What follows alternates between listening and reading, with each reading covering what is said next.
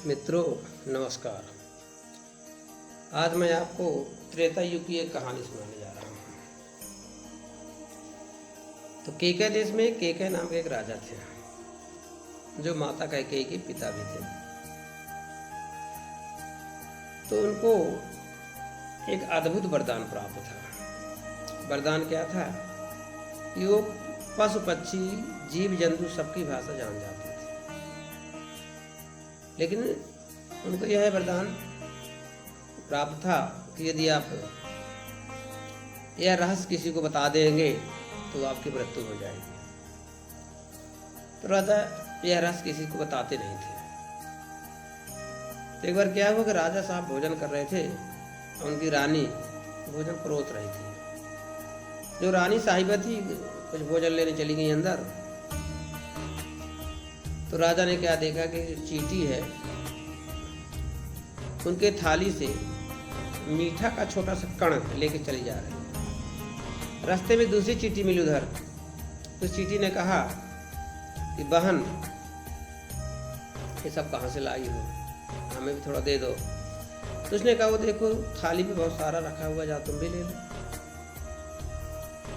तो यह सुनकर के राजा को हंसी आ जाती है। राजा को हंसी आ गई इतने में रानी साहब अंदर प्रवेश कर जाती हैं। तो रानी ने राजा से कहा कि हे महाराज, आप क्यों हंस रहे थे, यहाँ तो कोई नहीं था। तो उन्होंने कहा ऐसे ही हंसी आ गई। बोले ऐसे नहीं, बताइए क्यों हंसी आ गई भाई, क्यों हंसे आप। राजा ने कहा ऐसे हंसी भाई, हंसना कोई अपराध गुनाह थोड़ी है, लेकिन फिर भी बिना कारण के कोई थोड़ी हंसेगा। अरे हम आपकी रानी, बता दीजिए क्यों हंसी आ गई, कुछ तो कारण होगा, ऐसे थोड़ी हंसी आती है। तो राजा ने कहा बड़ी जिद्दी न मानेगी। तो राजा ने कहा कि अगर मैं आपको बता दूंगा कि मैं क्यों हंसा तो मेरी मृत्यु हो जाएगी। रानी को लगा झूठ बोलते हैं, अरे बताने में मृत्यु थोड़ी हो जाती है। तो रानी ने कहा नहीं, हमें फिर भी जानना है। तो राजा बड़े सरल थे। उन्होंने कहा हे रानी, ये यदि आप मुझे मारना ही चाहती हैं तो ऐसा करिए, हम लोग चलते गंगा नदी किनारे, वहीं दान पुण्य करेंगे और आपको बात बता करके मर जाएंगे। तो रानी तैयार हो जाती है। अब पूरे राज्य में हल्ला हो गया कि राजा कुछ रानी को बताने वाले हैं, उनकी मृत्यु हो जाएगी। तो जब नदी किनारे गए, गंगा नदी किनारे, यज्ञ दान हवन सब चलने लगा। इतने में क्या हुआ कि नदी के उस पार कोई चरवाहा अपने बकरा बकरी को पानी पिलाने आया। जब बकरियां पानी पी रही थी तो नदी की धारा में एक पीपल का पत्ता बह चला जा रहा था। तो एक बकरी कहती है बकरी से कि यदि तुम हमको प्रेम करते हो तो पत्ता ला के दो जो नदी के बीच धारा में जा रहा बैठ। तो बकरा ने कहा मत भेजो, वहाँ भाई जाएंगे तो पानी ज़्यादा है, डूब जाएंगे। बकरी ने कहा प्रेम सिद्ध करो, यदि प्रेम करते तो लाओ, देखे पत्ता दो हमें। तो बकरा बोलता है कि मैं वह राजा नहीं हूं जो पत्नी के लिए मरने आया है, और बकरी को अपने सींगों से मारने लगता है। जब बार बार प्रहार करता है तो बकरी डर जाती है और कहती है मुझे पत्ता नहीं चाहिए। राजा चूंकि जानते थे उन लोगों की भाषा, समझ गए। मन में सोचा मैं इंसान हूँ और राजा भी हूँ, और ये पत्नी के चक्कर में पड़ करके मरने जा रहा हूँ, और ये जानवर है, मुझसे ज़्यादा होशियार नहीं है। बकरा ने कैसे समझा दिया पत्नी को। राजा की बुद्धि खुल जाती है और मंत्री से बोले मंत्रीवर मेरा कोड़ा लाइए।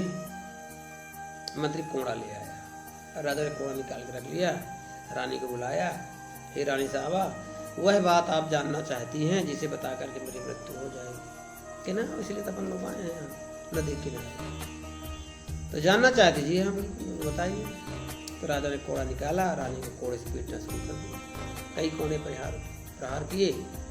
रानी चिल्लाई रहने दीजिए, मुझे वह बात नहीं जाननी है। तो राजा के प्राण बच गए। तो देखिए, चाहे पत्नी हो, कोई भी रिश्ता हो, पुत्र हो, यदि ऐसा कोई जिद करता है जिससे आपके प्राणों का संकट हो सकता है तो समझाइए, ठीक है। मनुष्य होकर के और बिना कारण के मृत्यु का वर्णन नहीं करना चाहिए। जो मानव शरीर है जिसके लिए व्यास जी ने कहा है कि यह मानव तन अनमोल मिला, हरि पाने के लिए रसना मिली भगवान का गुण गाने के लिए। मित्र, जो मानव शरीर मिला है परमात्मा की प्राप्ति के लिए मिला है, किसी यूं ही ना गमा दे, किसी के प्यार के चक्कर में पड़ करके या आवेश बस हम कभी कभी नदी में छलांग मार देते हैं, पहाड़ से कूद जाते हैं, जहर खा लेते हैं, फांसी लगा लेते हैं। ये सब नहीं करना चाहिए मित्रों। इस कहानी बताने मतलब मेरा यही है कि जैसे राजा की बुद्धि समय रहते खुल जाती है, उसी प्रकार से हमारी बुद्धि भी समय रहते खुल जाना चाहिए। वर्तमान में हम देख रहे हैं बहुत सारी घटनाएं, दुर्घटनाएं देखने को मिलती हैं। लव जिहाद जैसी समस्याएं आ रही हैं। प्रेम के प्रसंग में लोग अपनी ज़िंदगी बर्बाद कर देते हैं, माता पिता उन्हें बुरे लगने लगते हैं, और पड़ोसी जो अपना प्रेमी होता है वो अच्छा लगने लगता है, बाद में पछताना पड़ता है। तो देखिए, जो सियाने लोग होते हैं उनको जीवन का अनुभव होता है। प्रेम ब्रह्म ऐसा कुछ भी नहीं होता है। जो शारीरिक प्रेम है तो प्रेम होता नहीं कभी भी। जो आत्मा का प्रेम है उसमें शरीर काम ही नहीं करता है। यदि वासना का कोई प्रेम करता है तो उस प्रेम को आप ठुकरा दीजिए, उसके लिए अपना प्राण संकट में न डालिए। जीवन है, सबको एक जीवन साथी चाहिए, और अपने योग्यता के हिसाब से, समय के हिसाब से सबको प्राप्त नहीं होता है। तो इसलिए जल्दबाजी ना करें। हम देख रहे हैं आजकल के जो विद्यार्थी होते हैं वो भी क्लासरूम में पढ़ने जाते हैं, लेकिन उनका ध्यान पढ़ाई में नहीं रहता है, प्रेम प्रसंग में अधिक रहता है, और न अच्छे से पढ़ पाते हैं, न उन्हें अच्छा जीवन साथी मिल पाता है, न उनका जीवन सुखी हो पाता है। तो मित्रों, आपसे यही प्रार्थना है कि इस चीज़ को समझें।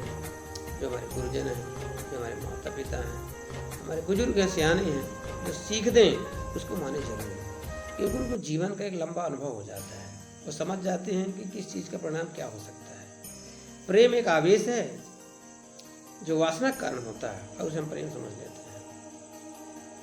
तो वास्तव में प्रेम वो नहीं होता है। प्रेम तो राधा कृष्ण जैसे पवित्र होता है कि दोबारा जीवन में कभी भी नहीं मिले एक दूसरे को, क्योंकि आज भी उनके प्रेम के नाम से पूरा वृंदावन जाना जाता है, लोग उनकी भक्ति करते हैं। मित्रों, ये कहानी बताने का मतलब यही था कि आवेश में कोई कदम ना उठाए।